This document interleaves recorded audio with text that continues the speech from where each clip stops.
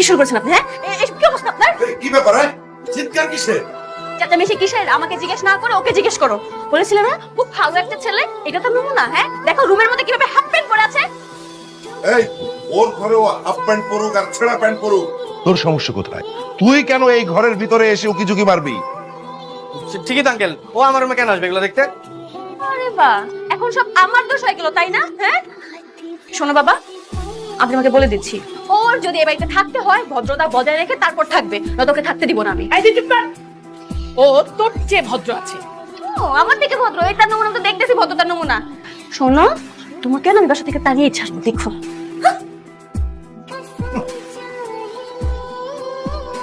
মা, মা, বাবা কোথায় তোমরা? বাবা, কি ব্যাপারটা কি? এত চিৎকার করছিস কেন? কি হয়েছে কি? এই, তুই ওর হাত ধরে আছিস কেন? বাবা, তোমার বন্ধুর ছেলে আজকে আমার মান সম্মান সবকিছু নষ্ট করে ফেলেছে। আজকের পর থেকে ওকে আমার সাথে কখনো বাইরে পাঠাবো না। আরে কি হয়েছে সেটা বলবি তো? কি হওয়ার বাকি আছে মা? রেস্টুরেন্টে গিয়েছে, এক গাদা খাবার অর্ডার করেছে। বিল যেহেতু দিতে পারবে না, এতগুলো খাবার অর্ডার করবে কেন? আরে আমি কি খাবার অর্ডার করেছি নাকি? তুমি আর তোমার ফ্রেন্ডই তো অনেকগুলো খাবার অর্ডার করবে। আরে বাবা, তাই নাকি? তুমি কোথায় ছিলে? হ্যাঁ, উত্তম ভাব ধরে বসেছিলে। মেয়ে মানুষ দেখলে মাথার মধ্যে হুঁশ থাকে না। এই, জানো না ওইটা তোমার বাপের রেস্টুরেন্ট না? খেলে টাকা দিতে হবে। আচ্ছা ঠিক আছে ঠিক আছে, এই বিলটা আমি দিয়ে দিচ্ছি। কত হয়েছে সেটা আমাকে বল, কাল গিয়ে তুই রেস্টুরেন্টের বিলটা দিয়ে দিবি। শেষ। তার লাগবে না, আমি বিল পরিশোধ করে আসছি। যদি পরিশোধ না করতাম তোমার বন্ধুর ছেলেকে ধরে বেঁধে থালা বাসন মাজাতো। এখন তো দেখছি তোমার বকুনি খাওয়ার থেকে রেস্টুরেন্টে বসে থালা বাসন মাজাই ভালো ছিল। আরে বাবা, দেখলে বাবা কত বড় বেয়াদব। আমি তাকে হেল্প করেছি, কোথায় আমাকে থ্যাংক ইউ জানাবে, তা না আমাকে এখন দোষ দিচ্ছে। শোনো বাবা, কালকের মধ্যে কোনো হোস্টেলে কিংবা কোনো মেসের মধ্যে রেখে আসবা। ওর এখানে থাকার কোনো দরকার নেই। তুই কিন্তু অনেক কথা বলছিস, এত কথা বলার দরকার নেই। নিজের রুমে যা। বাবা, আমি কিন্তু সিরিয়াস। আমি বলছি না, একদিনে এসে পুরো আমার মাথাটা অতিষ্ঠ করে ফেলেছে। কালকের মধ্যে ওকে তুমি বাসায় রাখবে না। ও হয়তো ও থাকবে না, তো আমি থাকবো এই বাসায়। তোমার তোমার আশকারা পেয়ে পেয়ে মেয়েটা এরকম হয়েছে। বন্ধু হিসেবে আপনার কাছে একটা সাহায্য চাইবো, আপনি সাহায্য করবেন তো? অবশ্যই অবশ্যই, তোমাকে আমি সম্পূর্ণ সাহায্য করব। বলো তো। আপনি কিন্তু ওয়াদা দিচ্ছেন, আর আমি জানি যে আপনি কোনো কথা দিলে আপনার জীবন থেকে হলো সে কথাটা আপনি রক্ষা করেন। হ্যাঁ জানি তো, তুমি বলো আমাকে, তোমাকে যে কথা আমি দিচ্ছি সে কথা আমি রাখবো, ওয়াদা করলাম।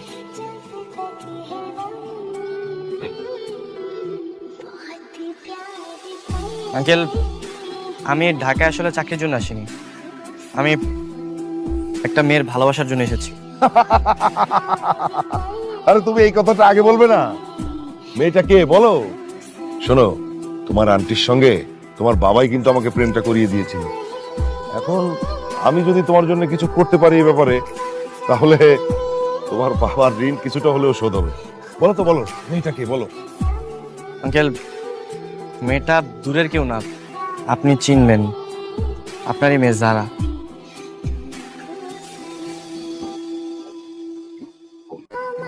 আপনি আমার বাবাকে আপনার আন্টির আর জারার পিকনিকের ছবিগুলো দিয়েছিলেন। আমি সেই ছবি দেখে আসলে জারার প্রেমে পাগল হয়ে গেছি, আর আমি শুধু জারার জন্য এখানে এসেছি। আঙ্কেল, আপনি চাইলে আমাদের প্রেমটা হবে, জারা আর আমি এক হতে পারবো। আমি আমি বাবা হিসেবে আমার মেয়েকে তোমার সঙ্গে প্রেম করাবো? এই কথাটা বলতে তোমার একটু লজ্জা করলো না? আর আঙ্কেল, আপনি বাবা হয়ে হেল্প করতে যাবেন না, আপনি তো বন্ধু হয়ে হেল্প করবেন। হ্যাঁ, তুমি বন্ধু আর আমি বাবা। বাবা হয়ে আমি আমার মেয়েকে তোমার সঙ্গে কিভাবে প্রেম করাবো? আর তাছাড়া আমার মেয়ে এরকম না যে কেউ একজন এসে প্রপোজ করবে সে রাজি হয়ে যাবে। আঙ্কেল, আপনি শুধু হেল্প করবেন, তারপরে দায়িত্ব তো আমার। আমি কি করবো না করবো সেটা আমি বুঝবো। না, বাবা হয়ে আমি সেটা পারবো না। আঙ্কেল, আপনি কিন্তু কথা দিয়েছেন, আর আমি জানি আপনি আপনার জীবন দিয়ে হলেও সেই কথা রক্ষা করেন। আঙ্কেল, আপনি বন্ধু একবার হেল্প করেন না, এমন করতেছেন না। আচ্ছা ঠিক আছে, আমি হেল্প করব। অ্যাকচুয়ালি আমি তোমাকে সরি বলার জন্য এখানে নিয়ে এসেছি। দেখো, দেখা হওয়ার সময় অনাকাঙ্ক্ষিত ঘটনা, রেস্টুরেন্টে, বাসায় যে খারাপ ব্যবহার তোমার সাথে করেছি, তার সবকিছুর জন্য আমি সরি। আর তোকে সরি বলতে হবে না, আমি কিছু মনে করি না। না দেখো, আমি অনেক রাগী টাইপের একটা মেয়ে, তো রাগের মাথায় কখন কি করে ফেলি বা বলে ফেলি আমার মনে থাকে না, বা মাথা ক্যাচ করে না আর কি। বাট তুমি যে তোমার বাবার বন্ধুর ছেলে, তোমার সাথে এমন খারাপ ব্যবহার করা আমার একদমই ঠিক হয়নি। তুমি যেভাবে হেসে হেসে কথা বলতেছো, আসলে তোমার উপর আমার সব রাগ অভিমান সব ভুলে গেছে। সত্যি? হুম। তাহলে ফ্রেন্ড? ফ্রেন্ড, হ্যাঁ ফ্রেন্ড আছে। হ্যাঁ, এখন নাইলে ফ্রেন্ড, কিন্তু পরবর্তীতে কিন্তু সম্পর্কটা আমি পরিবর্তন করি। মানে? না কিছু না কিছু না। কি ব্যাপার? তা হাত ধরাধরি করছে কেন? এর মধ্যে কি আমার মেয়েকে পটি ফেললো নাকি? আমার মেয়েটা এত নরম মনের মানুষ।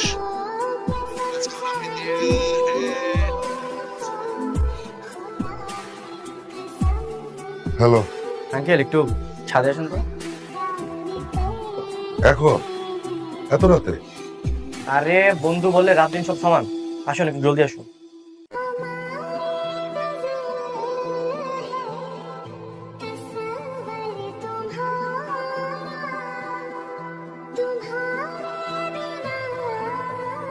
আরে এসব কি হচ্ছে? ছাদে এত কিছু কখন করলে আর কেন? বললাম একা একাই, আর একটু পরে তো 12টা বেজে যাবে, আর আজকে তো জারার বার্থডে, ভাবলাম ওকে উইশ করে সারপ্রাইজ দেবো। আমাকে তো বলতে পারতে। না আমি চেয়েছি যে একাই উইশ করবো, তাছাড়া আজকে উইশ করার পরে ওকে আমি প্রপোজ করবো। আমরাও থাকি, আমাদের মেয়ের জন্মদিন, আমরা থাকবো না? আরে কি বলেন আপনি, মানে আপনাদের সামনে বাবা মার সামনে আমি আই লাভ ইউ বলে আপনার মেয়েকে প্রপোজ করবো, মানে আর আপনার মেয়ে লজ্জা পাবে না? তোমার কি মনে হয় আমার মেয়েকে প্রপোজ করবে আর ও রাজি হয়ে যাবে? আজব ব্যাপার, চেষ্টা করতে দোষ কিসের? আমি এত কিছু জানি না, আমি প্রপোজ করবো। আপনি একটা কাজ করুন, আপনি নিচে গিয়ে দাঁড়াকে কিছু একটা বলে ছাদে পাঠান, খবরদার আপনি আর আন্টি কিন্তু আসবেন না। আমি বাবা হয়ে মেয়ের প্রেমের ঘটকালি করবো, এরকম বাবা পৃথিবীতে আছে নাকি? এই যে বন্ধু, তুমি কিন্তু নাটক করতেছো। বন্ধু হয়ে বন্ধুর বিপদে একটু হেল্প করবে না? আচ্ছা ঠিক আছে, আমি যাচ্ছি, কিন্তু প্রপোজ করতে গিয়ে যদি চড় থাপ্পড় খাও আমার কোনো দোষ নেই।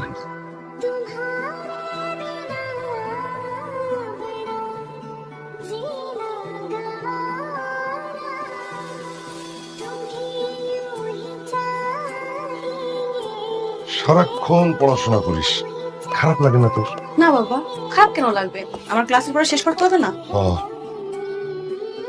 ওই বিকেলে ছাদে গিয়েছিলাম, আমি না চশমাটা ভুলে রেখে আসছি, এনে দিবি মা? আমি ছাদে যাব? বাবা প্লিজ তুমি যাও না, আমার অনেক পড়া বাকি এখনো। হাঁটু ব্যথা না, বারবার তো উঠানামা করতে পারি না। বাবা তুমিও না, এত ভুল কি করে করো বলো তো? যাচ্ছি।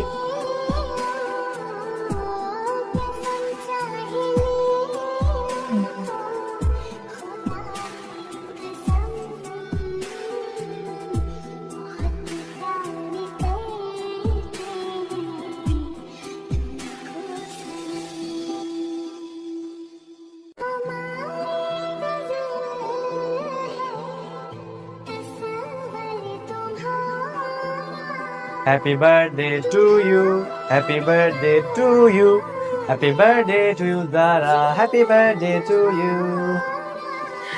আমার বার্থডে তুমি জানতে? কি বল, যাকে মনের মধ্যে জায়গা দিয়েছি তার বার্থডে ভুলে যাবো? মানে? ঢাকা শহর আমার কখনো পছন্দের ছিল না, আর চাকরি তো দূরের কথা। আমি যে ঘুরতে আসবো কখনো এটা কল্পনায় ভাবিনি, কিন্তু ফার্স্ট যেদিন বাবার ফোনে তোমার ছবিটা দেখি, আমি সত্যি বলতে তোমার প্রেমে পাগল হয়ে যাই। যে মেয়েটাকে আমি কখনো সামনাসামনি দেখিনি, শুধু তার জন্য আমি ঢাকায় চলে আসি। তার মানে চাকরির গল্পটা তোমার বাহানা ছিল? হ্যাঁ, ভালোবাসার পালকি নিয়ে আমি তোমার দরজায় দাঁড়িয়েছি। আমার ভালোবাসা গ্রহণ করে তোমার পালকি তুলবে, নাকি আমাকে শূন্য হাতে ফিরিয়ে দিবে?